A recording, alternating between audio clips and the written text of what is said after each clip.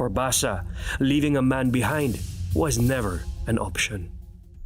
Hospital yun, sir, eh. Puro tangki ng oxygen, tapos tangki ng lutuan, tapos sumabog. Ganun, sir. Ay, nakikita ko yung kasama ko, Sergeant, tulungan mo ako, masusunog ako. So, Yung may tama, sir. Yo, sir. Ngayon, umakyat na lahat yung iba, sir, kasi sunog, eh. Siyempre, hindi ko siya pabayaan, sir. Kung pabayaan ko, mamatay. Kaya, hinintay ko na lang yung reinforce ko, sir, na kuwan, habang hinihintay ko, sir, hinihila ko siya. Paakyat sa hagdanan kasi mabigat.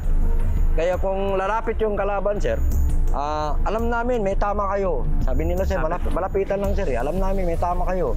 Pag pumutok sila, sir, putukan ko din sila kasi yung magazine ko, sir, 100 rounds. Okay. Kaya hindi nauubos. Kaya pag pumutok sila, pumutok din ako ng double tap, tuktok, para hindi lang sila makalapit. Okay.